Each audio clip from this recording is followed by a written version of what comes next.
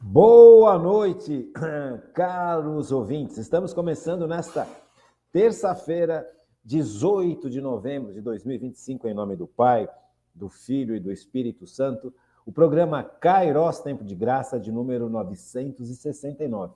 Eu sou Paulo Miziara e ficaremos juntos até às 9h30 da noite nos 1.600 kHz AM da Rádio 9 de Julho. Nos trabalhos técnicos do meu amigo Michel Silva, grande Michel Silva, o São Paulino.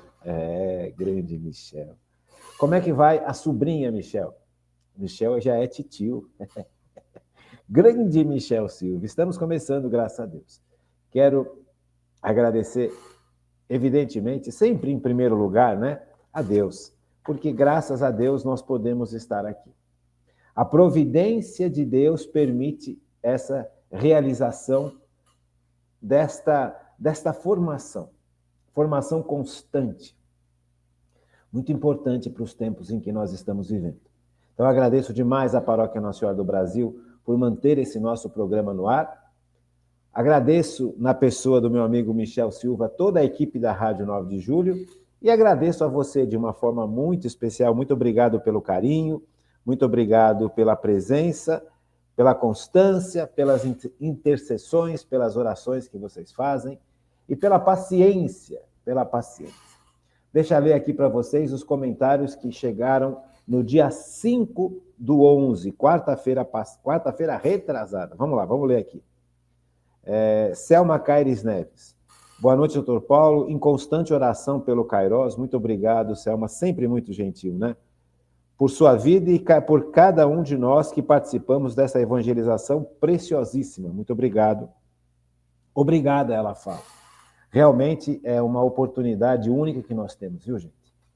Nesses tempos tão difíceis que nós vivemos, ter um espaço constante de formação é algo essencialíssimo.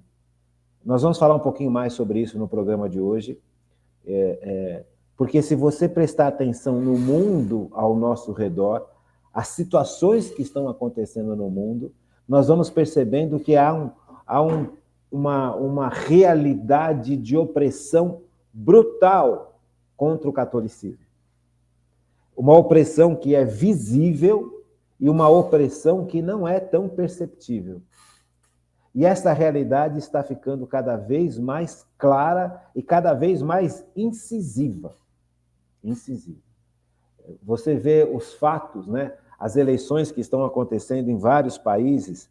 Você pega o que está acontecendo nos Estados Unidos, em Nova York, no Rio de Janeiro. Você começa a perceber que existe todo um processo sendo cada vez mais claro de ataque aos valores cristãos, de ataque ao cristianismo, de ataque à Igreja Católica, para destruir todo esse arcabouço que o cristianismo construiu nessa sociedade.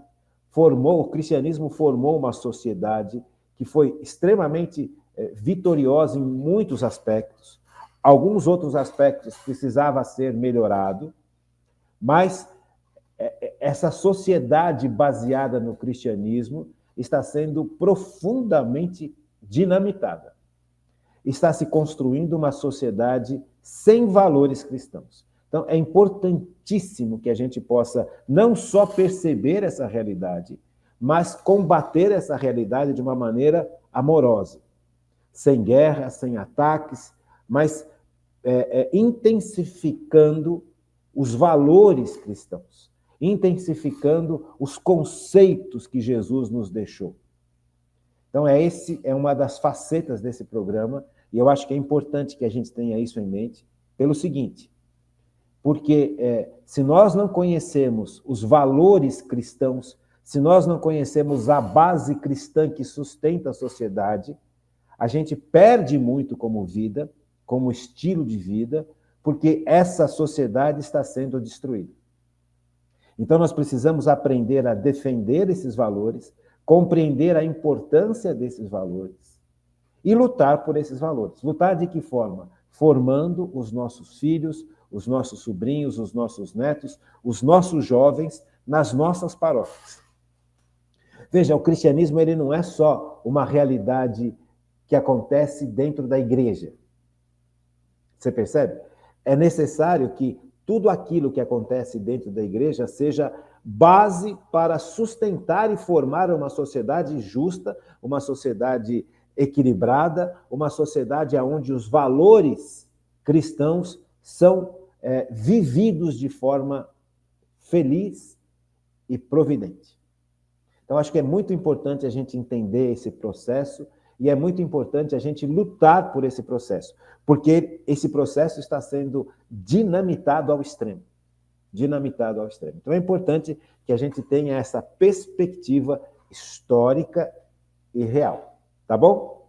Deixa eu ver mais aqui quem está conosco aqui, quem esteve conosco, né? Hanna Hanagusco. Boa noite, doutor Paulo. Deu sim para entender a ordem do sacerdócio. Essa aula foi dada sobre o sacramento do sacerdócio. E ela me pergunta, as irmãs também sentem um chamado para servir o Senhor, certo? Grata pelo aprendizado, Deus abençoe a todos. Com certeza, com certeza. Veja, na aula que nós estudamos, que foi no dia, deixa eu ver aqui, no dia 5, quarta-feira, nós falávamos sobre a ordem, o sacramento da ordem, que é um dos 7 sacramentos da Igreja Católica. Então, o sacramento da ordem, ele visa o homem, o sacerdote. Veja, mas as religiosas, as mulheres, também são chamadas a terem uma vida dedicada ao serviço total da Igreja. São mulheres que abrem mão de ter uma família, que abrem mão de ter uma profissão pessoal, que abrem mão de ter realizações no sentido pessoal para se dedicar totalmente a Deus, à igreja e aos irmãos. Mas elas não recebem um sacramento de ordem. Elas recebem o chamado e elas põem em prática o chamado. Elas não celebram missa, mas elas se dedicam de corpo e alma ao bem comum,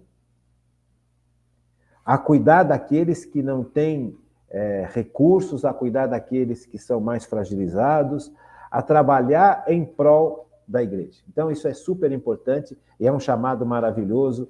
Nós temos várias congregações femininas, várias congregações que atuam em uma série de atividades, desde mulheres que estão reclusas, né? As carmelitas descalças, por exemplo, elas vivem reclusas, elas vivem num processo de oração profundo, um processo de intercessão e de escuta a Deus. Isso é base para a igreja se tornar e se manter forte. Porque graças à intercessão dessas senhoras, dessas meninas, dessas mulheres, é que a igreja encontra forças para se manter justamente neste universo anticatólico. Nesse universo onde uma sociedade materialista já está sendo imposta de forma claríssima, uma sociedade que despreza os sacramentos, despreza a igreja, despreza a Cristo. Veja, Cristo, hoje, no máximo, para essa sociedade, é uma pessoa como outra qualquer, talvez um bom homem. Nunca Deus que se fez homem. Então, é importante que tenha mulheres e homens que se coloquem como esta barreira espiritual. Então, o chamado de irmãs carmelitas descalças, por exemplo, não são só elas, né? Tem mais outras ordens que vivem só na oração profunda e no serviço, e no trabalho. Há outras ordens religiosas femininas que lidam com a formação dos jovens, há outras ordens femininas que lidam com o cuidado de pessoas idosas, de pessoas que estão enfermas, de pessoas que têm muita dificuldade. Veja, você pega, por exemplo, os orionitas, eles têm uma ordem masculina e também tem um trabalho muito grande com pessoas que têm muita dificuldade. Você pega aquelas pessoas que têm assim, limites físicos gravíssimos, né? que têm síndromes sérias, que não conseguem se cuidar sozinhos. Então, essas comunidades todas, tanto masculina quanto feminina, se debruçam sobre essas pessoas que é dificílimo de cuidar. É muito difícil cuidar de uma pessoa que não tem a capacidade de entender o que acontece direito com ela.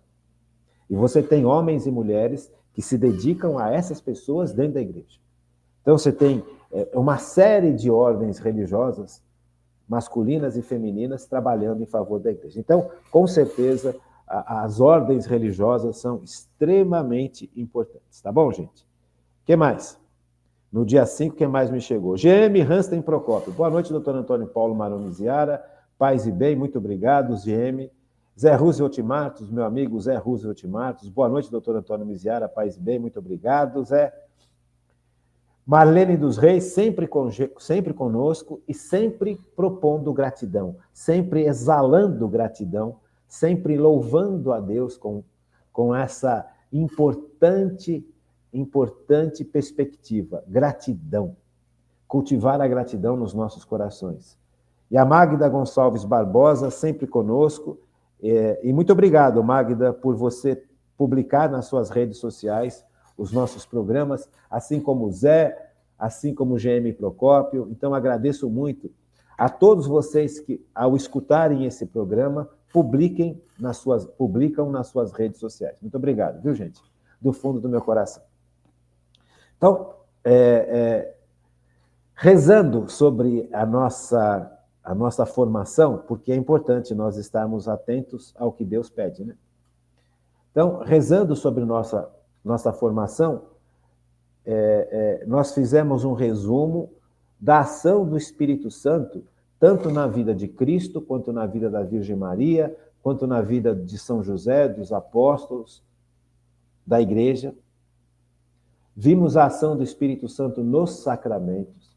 E agora nós vamos começar a fazer um estudo resumido, mas importantíssimo, sobre a ação do Espírito Santo na nossa vida com Cristo. E aí você vai entender perfeitamente por que nós vamos fazer isso. Eu já falei logo no comecinho do nosso programa sobre a situação que nós vivemos hoje no mundo. Então, realmente, a civilização cristã, não só a Igreja Católica, não só o cristianismo, mas a civilização que nasceu baseada nos valores cristãos, baseada nos valores de uma moral que Jesus nos revelou, que Jesus viveu e nos revelou, baseado na vida de oração, baseado nos sacramentos da Igreja Católica e baseado nos mandamentos da Igreja Católica, foi dinamitada e está sendo dinamitada. Então, eu não sei até que ponto isso já chegou, eu não tenho assim uma clarividência maior sobre isso, no sentido de em que ponto está. Porque, veja, a civilização cristã é uma civilização que tem mais ou menos 2000 anos. É a nossa civilização. E essa civilização cristã, que surgiu baseado em 3 grandes pilares: a moral judaico-cristã, a religião católica, a religião cristã, a filosofia grega e o direito romano. Então, esses são os grandes pilares que sustentam a nossa civilização, que surgiu com o cristianismo. Surgiu também com o judaísmo, depois o cristianismo, a moral que surge do cristianismo e do judaísmo, que é basicamente a mesma. Por que a moral é importante? Porque uma civilização, ela só se sustenta debaixo de pilares que são realmente fortes. Se você vai construir uma ponte, você vai basear essa construção, você vai embasar essa construção em cima de pilares. Então, esses pilares, eles devem ser fortes e devem estar muito bem enterrados, devem estar muito bem colocados num terreno que é firme. Então, você pega, por exemplo, você vai escavar uma rocha, uma montanha, um terreno de rocha e montanha, e vai construir nesse terreno de rocha pilares. É assim que você constrói uma ponte. Mesmo que essa ponte esteja passando por cima de um grande braço de rio, de um grande braço de mar, Não importa, porque aqueles pilares que sustentam aquela ponte estão baseados, estão fincados numa rocha firme. Isso é básico. Toda civilização só se sustenta se ela tiver pilares bons, fortes, baseados num terreno firme. Se você coloca um pilar que pode ser forte, mas baseado num terreno arenoso, num terreno que tenha muita água, num terreno que tenha muito barro, num terreno que tenha muita argila, esse pilar ele pode perder a sua posição adequada. Então, o terreno é importantíssimo. Por isso, toda civilização só dura se ela for baseada nisso. Veja, uma civilização que é baseada na violência, ela não consegue sustentar por muito tempo. Mais cedo ou mais tarde, ela vai acabar sendo destruída, sendo superada por outra civilização que tem uma base mais firme. Então, você pega uma sociedade que é sustentada na mentira. Não vai se sustentar, não vai sobreviver. Porque o que faz com que uma pessoa confie na outra é justamente uma veracidade. Você só vem se tratar de dente comigo, por exemplo, eu sou dentista, você só vem tratar de dente comigo se você tiver confiança no meu trabalho. Se eu for uma pessoa inconstante, uma pessoa mentirosa, uma pessoa preguiçosa, uma pessoa... Você não vai vir. Então, veja, eu só vou entrar num avião se eu tiver confiança que o piloto do avião tem competência e tem experiência para levar esse avião de um ponto a outro pelo céu. Eu só vou deixar alguém fazer uma cirurgia no meu cérebro se eu confiar na competência e na veracidade do cirurgião que vai fazer. Vai abrir meu cérebro, vai abrir minha coluna, vai abrir meu ventre, minha barriga. Então, são realidades que as sociedades têm que estar baseadas em pilares firmes. Percebe? Então, por isso é importante a gente compreender essa realidade de moral. E a moral cristã, que é um pilar absurdamente lindo e absurdamente importante, vem sendo atacada e vem sendo substituída por uma falsa moral. Uma falsa moral porque não tem valores que foram Deus que deixou para a humanidade. Então, agora, nessas próximas aulas, que é a continuação desse resumo, nós vamos estudar alguns pontos que são extremamente essenciais para a gente entender o que é tão importante na Igreja Católica, o que é tão importante na sociedade cristã, que não pode perder-se. E que muito já foi perdido e muito está ainda por perder, porque o ataque continua. Então, quando você constrói uma sociedade que não tem valores que foram revelados por Deus, esses valores não são absolutos. Então, cada um estabelece o valor que mais lhe interessa. Resultado da brincadeira. Essa sociedade, no final das contas, vai ser governada e gerida pelo mais forte, pelo mais violento, pelo mais hediondo. Percebe? Então, quando você não tem uma sociedade baseada em princípios e valores que são sólidos, e que foram sólidos porque foram revelados por Deus, a sociedade passa a ser uma sociedade que não tem estrutura para suportar justiça, por exemplo. Então, veja, uma sociedade onde o violento manda, onde o corrupto manda, onde os princípios que baseiam essa sociedade estão levantados em cima da violência, da injustiça, da intemperança, as pessoas vão sofrer muito, porque você não vai ter defesa.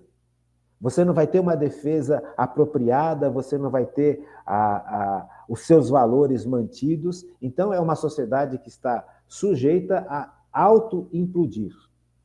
Deu para entender? Então, é extremamente importante essa parte que nós vamos trabalhar hoje, a partir de hoje, no nosso resumo. compreender alguns valores que sustentam a nossa sociedade pelo prisma do catecismo da Igreja Católica. Então, nós já estudamos isso ao longo dos anos, que é essa parte do catecismo que estuda vida em Cristo. E a vida em Cristo vai revelando e foi revelando para todos nós valores importantíssimos que nunca poderiam ser suprimidos, ser retirados. E esses valores estão sendo retirados. Então é importante que a gente perceba quais são esses valores, compreenda esses valores sob a luz do Espírito Santo, viva esses valores e trabalhe para que esses valores possam voltar a estar baseando a sociedade. Deu para entender? Então, eu acho que isso é extremamente importante. Primeiro, pelo momento gravíssimo que nós estamos vivendo como sociedade. E segundo, como uma formação que precisa ser dada. E que não foi sendo dada ao longo de 40, 50 anos. Então, esses valores todos, e não vai dar para, nesse resumo, a gente olhar todos esses valores, nós vamos pegar os pontos mais importantes, porque isso tudo já foi estudado com vocês, está no Catecismo da Igreja Católica, todos esses estudos, eles estão guardados na igreja, estão guardados no nosso trabalho Kairos. Se você olhar, se você acessar a Rádio 9 de Julho, o YouTube da Rádio 9 de Julho, ou o Facebook da Rádio 9 de Julho, você vai ver todos esses programas que nós fizemos em relação a este ponto do catecismo, a esse grande bloco do catecismo que é a vida em Cristo. É o último bloco do catecismo. Então, está guardado, já está feito, basta só a gente acessar e fazer uma sequência de estudo e de escuta. Agora, para os próximos passos que nós vamos dar no nosso estudo, que é a história da igreja, e que antes da história da igreja é a oração do Pai Nosso, é importantíssimo a gente compreender todo esse processo de moral judaico-cristã. Todo esse processo de moral judaico-cristã, porque esta moral judaico-cristã vem daquilo que Cristo viveu, ensinou e mandou que fosse ensinado. Então, isso é muito lindo e é muito importante. Veja, o primeiro ponto que eu quero ler com vocês é o valor da vida humana, a dignidade da pessoa humana. Isso aqui está no capítulo 1700, isso aqui é o item 1700 do Catecismo da Igreja Católica. O valor da vida humana. Veja, o cristianismo, veja como isso é importante, gente. E a gente não tem essa perspectiva e não tem essa formação. A gente compreende alguma coisa dessa realidade do valor da vida humana de tanto a gente ouvir falar. Mas nós não aprendemos, nós não estudamos isso como deveríamos estudar nas nossas faculdades, nas nossas universidades, nos nossos colégios, mesmo em colégios católicos e cristãos, esse estudo não é tão aprofundado assim. E esse é um dos pontos mais atacados que este mundo anticristão busca. Ataca de forma claríssima esses valores cristãos, despreza esses valores cristãos, menospreza esses valores cristãos que nós vamos estudar de novo, vamos fazer uma bela de um resumo e de um estudo, se possível, até um pouquinho mais aprofundado, pelo tempo em que nós estamos vivendo e pela seriedade do momento em que nós estamos vivendo. A gente não pode passar batido sobre isso como se tudo já tivesse sido esclarecido. Veja, o valor da vida humana, ele passa a ser perceptível a partir do judaísmo e a partir de Jesus Cristo. Porque a vida humana, antes da instituição do povo de Israel, e principalmente com a vinda de Jesus Cristo, a vida humana não tinha valor. Percebe? Porque o mundo não tinha esses valores. Os valores que faziam com que o mundo funcionasse antes da instituição do povo de Israel e da vinda maravilhosa de Jesus Cristo, onde ele revela o Pai, onde ele revela as grandes verdades, onde ele revela os grandes pontos importantes para o bem comum. Percebe? Os valores não eram esses. Você pega, por exemplo, o que naqueles tempos remotos, você tem grandes impérios. Você tem, por exemplo, os persas, os egípcios, os gregos. Você tem uma série de grandes impérios que vão dominando e, com o tempo, eles vão caindo e outros impérios vão tomando lugar. E qual que eram os valores, entre aspas, desses impérios pagãos? A força física e a violência. Você percebe? Então, você tinha o imperador ou o rei. Este rei tinha um poder absoluto de vida e morte.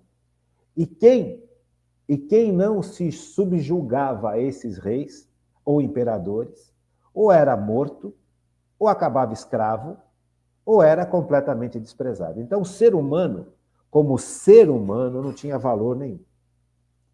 Nem o homem e nem a mulher. Quem tinha valor é quem tinha mais poder, mais força física e mais força de exército. Então, você pega, por exemplo, o Egito. O Egito foi um grande império. Mas esse império egípcio, ele estava baseado em estruturas violentíssimas.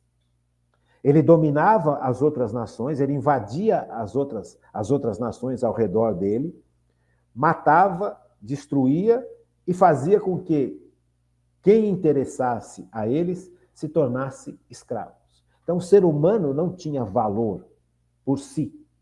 O ser humano tinha valor na medida em que interessava ao grande rei ou ao grande imperador que tomava conta daquela região. Então, se você fosse um homem capaz de trabalhar, capaz de construir, capaz de fazer alguma coisa, você seria escravo daquela nação e até o último instante da sua vida, que você conseguisse realizar aquilo que o imperador queria que você realizasse, você serviria. Você era tratado como um animal, literalmente. Você pega, por exemplo, um burro, ou você pega, por exemplo, um boi. O boi é um bicho muito forte. Não sei se você já viu. Se o boi soubesse a força que ele tinha, ninguém comeria carne. O boi é um bicho muito forte. Então ele serviu e serve até hoje, em muitos lugares, como um meio de trabalho. Então, enquanto o boi tem forças para trabalhar, ele é usado. A partir do momento que este boi não tem forças mais para fazer o que ele fazia, arar a terra, fazer uma série de coisas. Quer dizer, o carro de boi, não sei se você já viu, aqui no interior do Brasil, antigamente tinha muito, aqui em São Paulo também tinha, carros de boi, carros puxados por boi. Boi tem uma força de tração imensa. Então ele é capaz de, preso nele, engatado nele, uma grande carroça, que era o carro de boi, ou um grande arado para sulcar a terra, ele fazia isso o dia inteiro. Então, este boi era utilizado, ou esses bois eram utilizados até a exaustão. Acabada a força física deles, eles eram abatidos. Porque boi, você percebe? O máximo que com o tempo foi chegando para o boi é que um touro que fosse um touro de raça muito boa, era usado para procriar, para criar outros bois semelhantes a ele. Então, veja, o ser humano foi reduzido a isso, nesses impérios. Então, isso é importante demais a gente entender. Se nós tivéssemos nascido no tempo do Império do Egito, ou do Império Grego, nós não teríamos valores nenhum. Nós não teríamos proteção nenhuma. Nós não teríamos salvaguarda nenhuma. Se nós não nos sujeitássemos à vontade do imperador ou do rei, ou éramos mortos, sem conversa, ou éramos escravizados, ou éramos violentados. Veja, então o ser humano não tem perante esses impérios pagãos, nunca teve e nunca vai ter valor. O que traz valor ao ser humano é Cristo. É a moral judaico-cristã. É a revelação que Deus faz sobre si mesmo e a revelação de que Deus ama a humanidade e a humanidade ela é diferente por causa da ação divina em favor dessa humanidade. Então, o ser humano ele tem valor em si. Esse conceito do ser humano ter valor em si, independente do fato dele servir a um grupo, ou servir a um império, ou servir a um reino, independente do fato dele fazer ou deixar de fazer, só vem com o judaísmo e com o cristianismo, principalmente com o cristianismo. Porque o judeu, ele passa a dar valor à nação judaica, ao povo judeu. Mas, de certa forma, ele não tinha essa mesma perspectiva em relação aos outros povos. E aqui eu não estou julgando, é uma realidade histórica. É com o cristianismo que o ser humano passa a ser visto como alguém importante. É o cristianismo que traz essa perspectiva de que nós somos filhos. Nós não somos só uma colônia, uma comunidade ou um grupo que é importante. Nós somos pessoas importantes para Deus e para o próximo. Então, esta conclusão, que hoje parece ser tão simples e que está sendo tão desprezada, que está sendo tão destruída e diminuída, vem com o cristianismo. Basicamente com o judaísmo e com o cristianismo. Então, essa é uma das situações mais graves que nós vivemos hoje. Porque essa nova sociedade que está sendo imposta goela abaixo por grupos poderosíssimos. E aqui nós temos basicamente, se você for estudar um pouquinho da história atual, você vai perceber que nós temos 3 grandes grupos que estão se degladiando para dominar o mundo. Isso é legal você estudar e é legal você entender. Então, você tem um grupo, eu não vou falar quais são esses 3 grupos, por enquanto não, para a gente não ficar viajando muito. Mas saiba, existem pelo menos 3 grandes grupos poderosíssimos hoje em dia que querem impor uma sociedade onde o ser humano, de verdade, não tem mais esse valor. E com um discurso de dizer que o ser humano é supervalorizado. Você percebe? Dá para entender isso?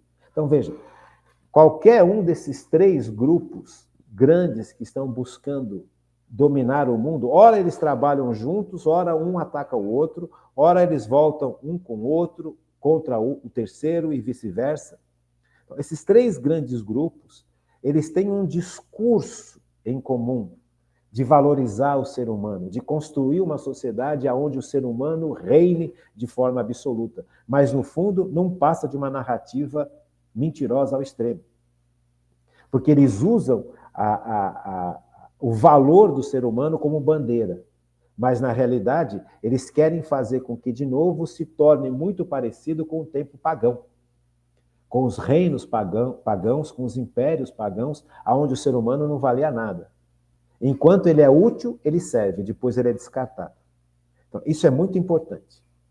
Muito importante. Então, veja, essa realidade onde o ser humano, o homem e a mulher, tem valor em si mesmo, ficou muito acentuada no cristianismo. Muito acentuada no cristianismo. Você pega, por exemplo, o judaísmo. Ele traz grandes desenvolvimento nesse conceito do valor humano. Mas as mulheres, na época do Antigo Testamento, eram desprezadas.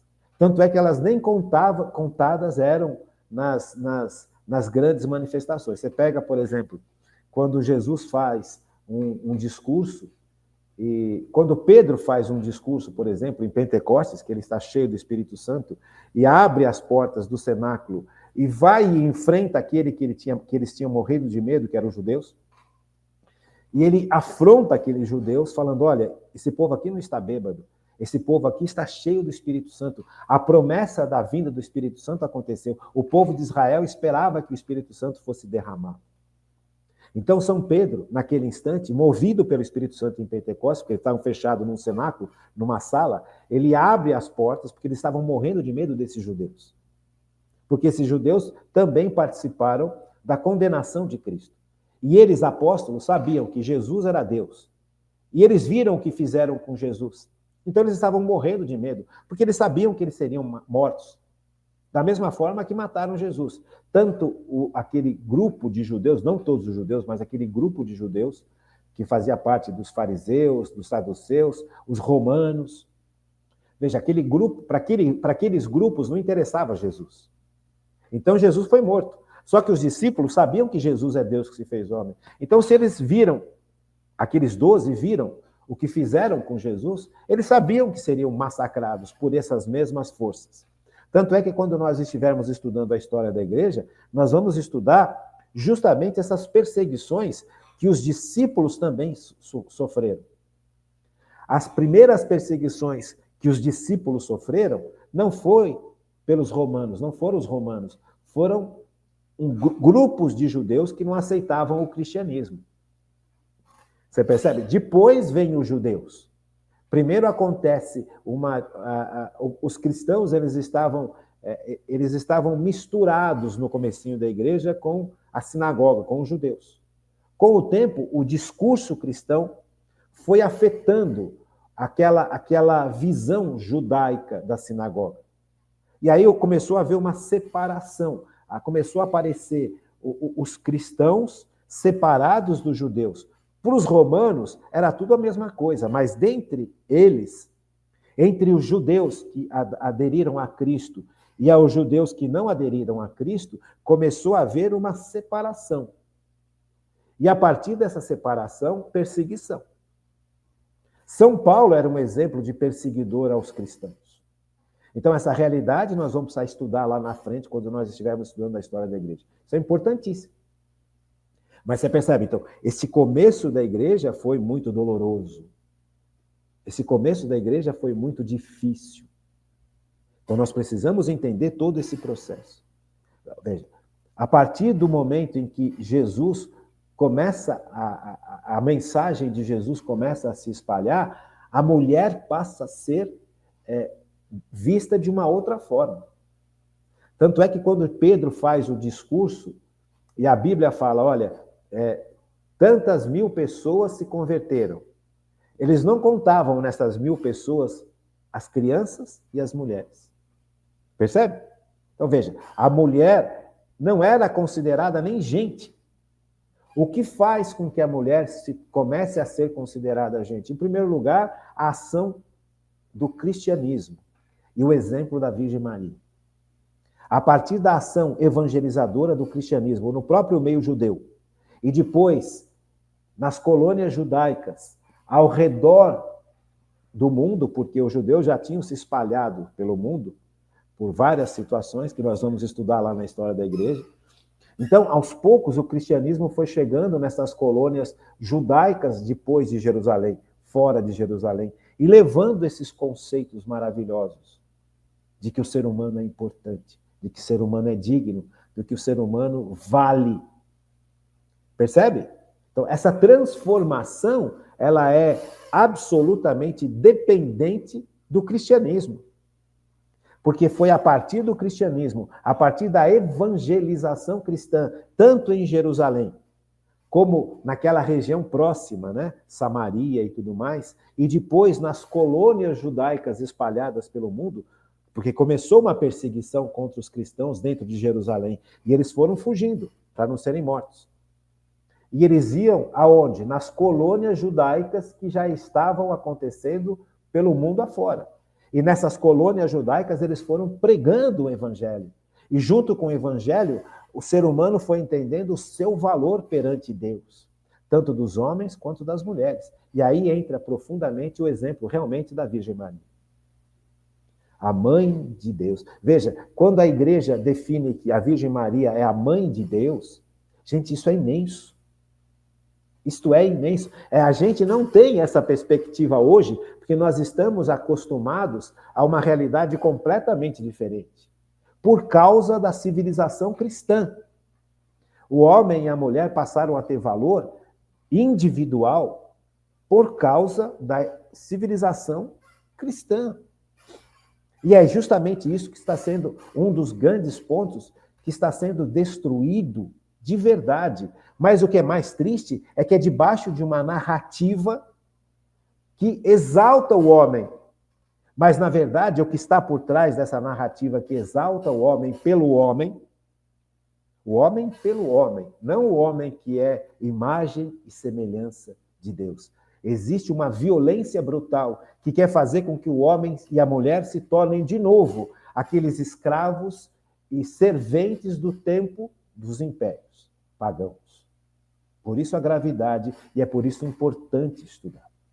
Então você pega o Catecismo da Igreja Católica que fala assim, um capítulo inteiro explicando a dignidade do ser humano.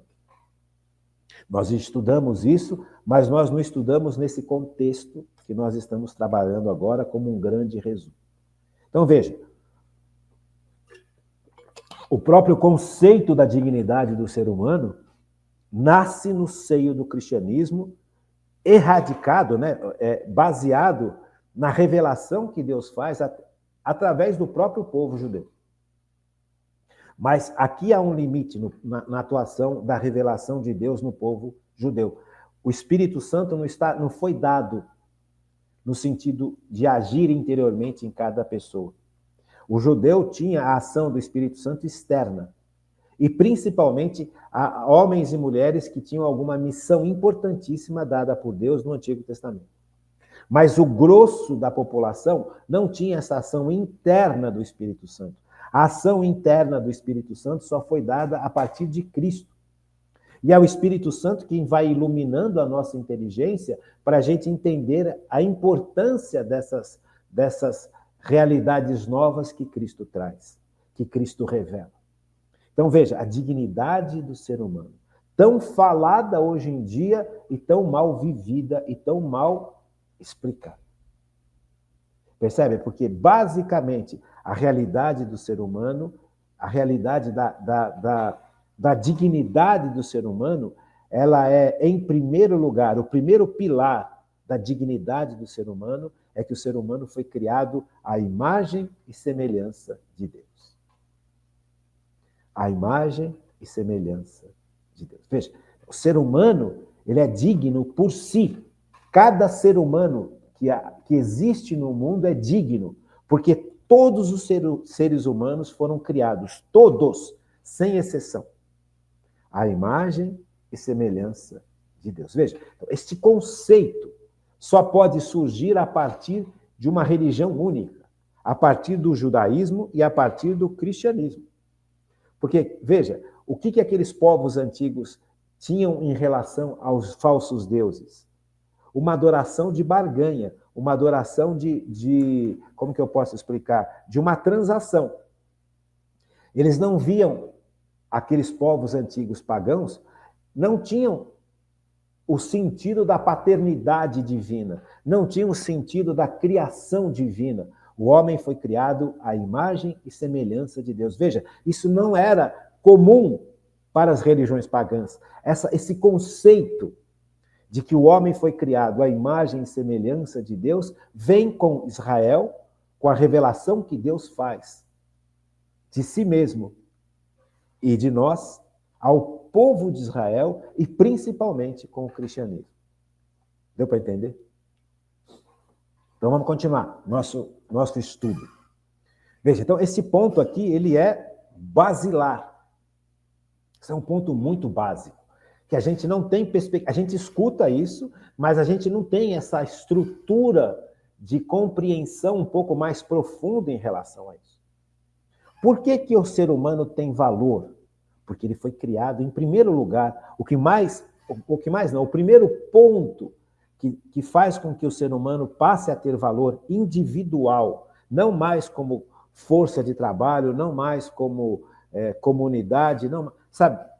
É porque cada um de nós foi criado por Deus, à imagem e semelhança do próprio Deus. Gênesis fala, façamos o homem à nossa imagem e semelhança. Façamos o homem. Veja, quando o Gênesis fala isso é no comecinho do Gênesis, né? Se você for pegar aqui, ó, onde é que está? E Deus disse, deixa aqui.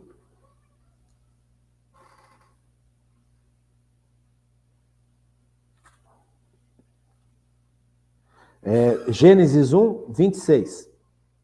Então Deus disse, façamos o homem à nossa imagem e semelhança, que ele reine sobre os peixes do mar, sobre as aves dos céus, sobre os animais domésticos e sobre toda a terra e sobre todos os répteis que se arrastam sobre a terra. Deus criou o homem, à sua imagem, criou a imagem de Deus, criou o homem e a mulher. Deus os abençoou. Frutificai, disse ele, e multiplicai-vos. Enchei a terra e submetei-a. Dominai sobre os peixes do mar e sobre as aves do céu e sobre todos os animais que se arrastam sobre a terra. Deus disse, eis que vos dou toda a erva que dá semente sobre a terra e todas as árvores frutíferas que contêm em si mesmas as suas sementes, para que vos sirvam de alimento. E todos os animais da terra e todas as aves do céu e tudo que se arrasta sobre a terra e em que haja sopro de vida, eu dou toda a erva verde como alimento. Percebe? Então, é o próprio Deus quem estabelece essa realidade. E como é que nós descobrimos essa realidade em que Deus estabelece a prioridade humana sobre toda a criação? A partir da revelação que Deus faz de si mesmo para Israel, e o ápice dessa revelação é Jesus Cristo. Então, o valor do ser humano está justamente aqui. O primeiro valor do ser humano está no fato de que o ser humano foi criado à imagem e semelhança de Deus. Todo ser humano. Então, Gênesis 1, 26. Então, Deus disse, façamos o homem à nossa imagem e semelhança. Olha que coisa mais linda. Homem e mulher. Então, veja, aqui começa a construção dos pilares da base de uma sociedade sadia. A base de uma sociedade capaz de resistir ao pecado e às consequências do pecado. Porque é uma sociedade que vive em função de Deus e em função daquilo que Deus fez e em função daquilo que Deus fala. Então, o Deus verdadeiro. Toda a sociedade tem que estar baseada, em primeiro lugar, em Deus. Percebe? Porque Deus é realmente o grande pilar de tudo, porque foi Ele quem criou. Então, não fomos nós que criamos a nós mesmos. Foi Deus quem criou tudo ao nosso redor, inclusive nós mesmos. Foi Deus quem criou toda a base para poder existir tudo. Veja, quando você analisa, por exemplo, as leis físicas, químicas, as leis matemáticas, as leis biológicas, elas foram criadas por Deus antes da própria criação. Porque são essas leis físicas, químicas, biológicas, matemáticas, astronômicas, que permitem que as coisas possam existir. Então, quem criou as leis que fazem com que as coisas possam existir? Deus. Quem dá condição para que isso aconteça? Deus. E Deus faz isso a partir do nada. Nada existia. E Deus sempre existe. Deus existe sempre. Eu sou aquele que é. Eu sou aquele que existe. Deus não foi criado, Deus existe. E a vida vem a partir desta base solidíssima que é Deus. Deus é, Deus existe. Moisés pergunta para Deus, como é que eu vou falar para aquele povo judeu que era escravo do faraó de Israel, que o Deus verdadeiro mandou que aquele povo fosse liberto de Israel?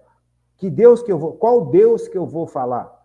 Em nome de que Deus? Aí Deus fala para ele, o Deus verdadeiro, o Deus que é. Ou seja, aquele Deus que existe. e que tira do nada tudo.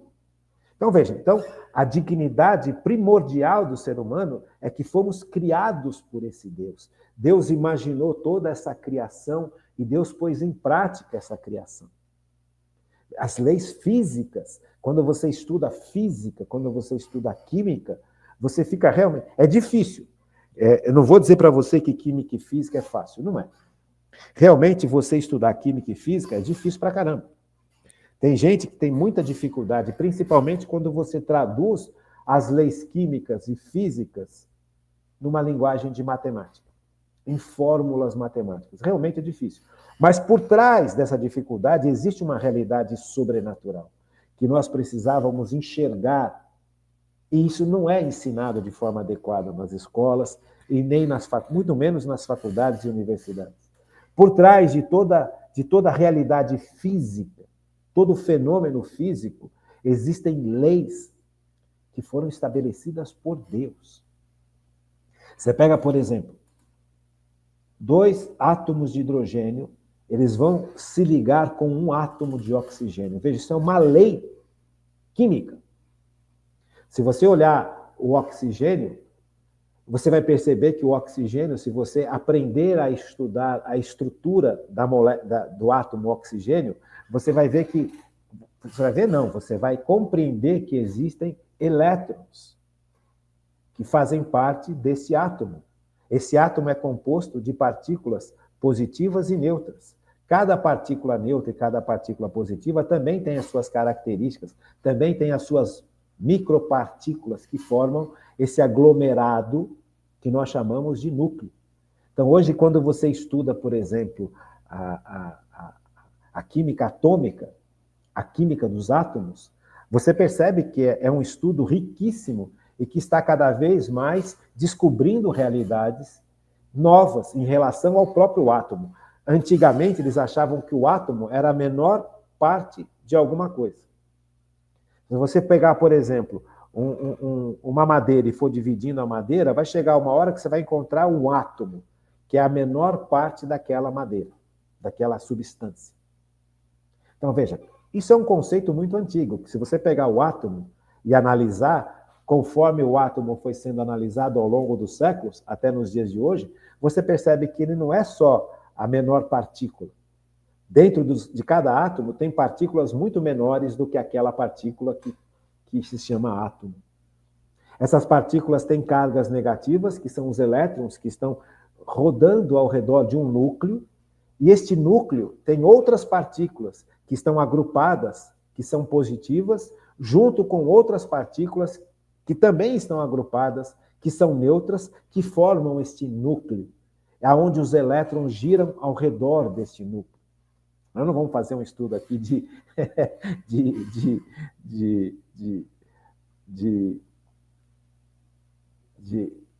estudo químico, mas só para a gente entender. Então, veja, esses elétrons eles estão dispostos ao redor desse núcleo em determinadas posições, em determinadas realidades. Então, você pega, por exemplo, os átomos, os elétrons que estão dispostos em camadas cada vez mais longe dos núcleos, eles têm uma tendência de sair ou de se ligar a outros elétrons de outros elementos. Ou eles saem daquele elemento e vão se juntar a outro elemento, ou elétrons de outro elemento vão se juntar àqueles elétrons e formar uma camada final mais firme, mais estável. E aí permite que haja realmente a formação de substâncias. Justamente porque esses elétrons, ora, saem das camadas mais externas de um elemento para compor com outro elemento, ora, outros elétrons vão se unir a essas camadas mais externas para que essas camadas fiquem mais estáveis. E aí você tem a instituição, por exemplo, da água, H2O. Mas houve, antes da instituição da água, o quê? A possibilidade química da água vir se ligar do hidrogênio com o oxigênio.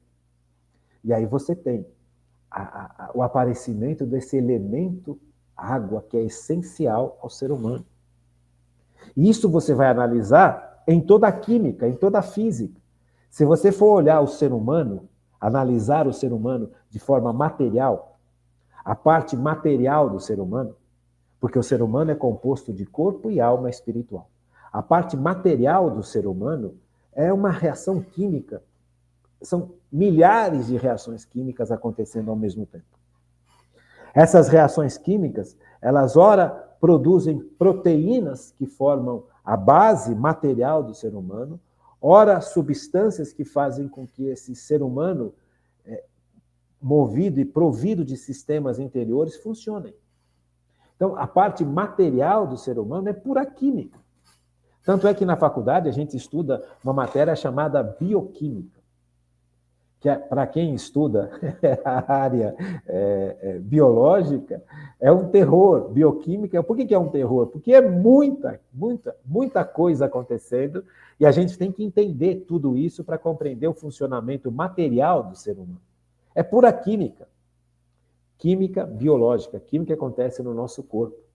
Então, veja, a alma, que é a parte imaterial do nosso corpo, imaterial. O corpo é material.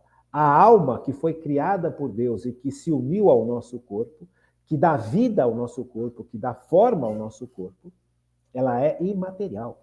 Ela não tem matéria, ela dá forma. Tanto é que quando a pessoa morre, o corpo separa da alma. E a nossa alma é diferente da alma dos bichinhos, porque a nossa alma é uma alma espiritual. Então, ou seja, graças aos méritos de Cristo, na nossa alma espiritual, Deus vem habitar. Percebe? Deus vem habitar. Veja, esse é o ponto tão importante quanto que nós fomos criados à imagem e semelhança de Deus. Porque, graças a Cristo, nós somos templo do Espírito Santo. Então, veja, esses pontos são essenciais demais para a gente entender, basicamente, a dignidade do ser humano. A dignidade do ser humano. O ser humano, ele é a imagem e semelhança de Deus por criação. E graças à ação salvadora de Jesus Cristo, e graças aos méritos de Jesus Cristo, o ser humano se torna templo de Deus. Deus vem habitar na nossa alma. E a nossa alma é que dá vida ao nosso corpo e que dá forma ao nosso corpo. Por exemplo, o ser humano tem forma humana. O cachorro tem forma de cachorro. A alma do cachorro não é igual à alma do homem. Ela está bem abaixo da alma do homem. Porque a alma do cachorro permite que o cachorro tenha uma ação diferente da ação humana. Vamos relembrar essas coisas. A gente estudou muito isso, mas vale a pena a gente relembrar isso. Porque isso tudo são sinais da dignidade do ser humano. A alma do cachorro permite que o cachorro tenha forma de cachorro. O cachorro não tem forma de gato. O cachorro não tem forma de urso. É parecido com urso, mas não tem forma de urso. É parecido com gato, mas não tem forma de gato. Cachorro não tem forma de aranha. Cachorro não tem forma de peixe. Cachorro tem forma de cachorro. O que dá forma ao cachorro é o que a gente pode chamar a alma do cachorro. Só que a alma do cachorro é diferente da alma humana. A alma do cachorro, ela não é uma alma espiritual, aberta à ação de Deus e à presença de Deus. Ela é uma alma que permite que o cachorro tenha algo chamado instinto e não inteligência.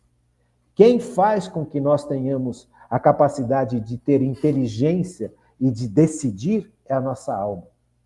Então, a alma humana, ela é capaz de dar ao homem a capacidade de pensar e de decidir e de amar. O cachorro não. O cachorro, ele não tem como decidir e ele não tem como pensar. Ele age por instinto. O instinto do cachorro, quem tem cachorro, percebe que é uma capacidade de alma muito interessante. Porque a gente se apega ao cachorro e parece que o cachorro entende tudo que a gente fala, mas não entende. Ele age por instinto, ele não age por inteligência humana. Então, veja, esse aqui é um ponto importante para a gente compreender também a dignidade do ser humano. Porque o ser humano foi criado à imagem e semelhança de Deus, mas ele recebe, e justamente por ele ter sido criado à imagem e semelhança de Deus, ele age com a capacidade de inteligência e de vontade, coisa que nenhum bicho tem. O bicho não tem inteligência, o bicho tem instinto. Qual que é a diferença entre instinto e inteligência? O instinto, ele faz com que a gente possa resolver problemas. E a inteligência é uma capacidade que faz com que a gente questione as coisas e descubra como as coisas funcionam. Funcionam independente daquilo servir para comer, para me abrigar, para me proteger. Deu para entender? Então, veja, completamente diferente. Inteligência e instinto. Instinto é a capacidade que aquela criatura tem de se defender. Está com fome, vai buscar caminhos para arrumar comida. Está com sede, vai buscar caminhos para buscar algo que mate a sede. Vai buscar água. É instintivo. Você pega, por exemplo, as abelhas. As abelhas, elas têm uma ação instintiva, como colmeia, maravilhosa. Você pega uma caixa de abelha e parte a caixa de abelha sem abelha dentro, evidente, você vai encontrar muito mel que elas produziram e você vai ver que por dentro daquela caixa de abelha, existe os favos, existe toda uma estrutura que as abelhas construíram. Só que essa estrutura é igual há milênios, ela não muda. Você pega, por exemplo, a casa de um ser humano há 20 mil anos atrás, e hoje você percebe que há uma mudança significativa extrema. Por quê? Porque o ser humano tem capacidade de entender. E entendendo como funcionam as coisas, ele domina as coisas. A abelha não. Ela age pelo instinto. Então, o ser humano também tem instinto. Mas o ser humano não tem só instinto. Ele tem mais do que o instinto. Ele tem a inteligência. A inteligência me possibilita perguntar: por que o céu é azul? Por que as estrelas brilham? O que é uma estrela? O que é um planeta? Como é que funciona o fogo? Por que chove? Por que evapora a água? O que é a água? Tudo, o bicho não sabe fazer isso. Nós sabemos. Por quê? Porque Deus nos deu uma alma aberta à ação divina. E aqui nós começamos a entender, começamos a trabalhar a importância dessas verdades que estão sendo propositalmente esquecidas, deixadas de lado. Tanto é que hoje em dia o ser humano está equiparado aos bichos. Nada contra os bichos, gente. Nada contra ter seu bichinho, seu cachorrinho, seu peixinho, seu gatinho. Eu já tive cachorro, já tive gato. Eu sempre quis ter papagaio, eu nunca tive, mas... Veja, eu gosto de bicho, mas bicho é bicho. O ser humano não é pai de cachorro, não é pai de gato, porque o gato não é ser humano. O gato pode fazer companhia ao ser humano, o gato pode aplacar ou diminuir a ansiedade do ser humano, o gato pode ser um companheiro para alguém que está solitário, alguém que está numa fase difícil, mas não é gente. O gato não é capaz de conversar com você sobre o porquê dos seus problemas. Percebe? Ele tem uma ação limitada ao instinto. Ele não é igual a nós. Nós fomos criados em um nível muito, mas muito, e vou dizer mais uma vez, muito superior aos outros animais. Justamente porque Deus deu uma missão para a humanidade, que é cuidar do universo. O gato não é capaz de cuidar do universo. Percebe? Ele é capaz de se defender, mas ele não é capaz de cuidar do universo. Então, quando você equipara os bichos ao homem, que é tudo a mesma coisa, não, somos todos animais, o gato é o meu cachorro é um filho que eu não tive. Gente, isto é um ataque sutil, mas brutal contra a criação. E eu sei que tem muita gente que fica triste quando eu falo isso, mas a gente precisa acordar. Eu não estou falando para você não ter gato, para você não ter cachorro, para você não cuidar do gato, não cuidar do cachorro. O ser humano, ele tem carinho. E esses bichos, eles instigam o nosso carinho. mas não é isso que faz com que nós sejamos iguais aos bichos. Então, esta igualdade que está sendo imposta hoje em dia, por exemplo, uma tartaruga tem o mesmo valor que um embrião? Não tem. Para o mundo de hoje, a tartaruga, o ovinho da tartaruga é muito mais importante que um embrião humano. Porque o ovinho da tartaruga está sendo preservado. E se você for lá e destruir o ovinho da tartaruga, você vai preso. Agora, o embrião que está no ventre de uma mulher pode ser abortado, pode ser assassinado, porque não é mais considerado vida. Percebe? Então, existe aqui todo um processo que foi muito bem urdido, muito bem trabalhado e muito bem aplicado para fazer com que o ser humano fosse reduzido a como qualquer outro animal. E hoje em dia, ele está abaixo dos outros animais que são irracionais. Por isso, a importância da gente compreender este processo. Tá bom? Fiquem com Deus, uma boa noite e até amanhã, se Deus quiser.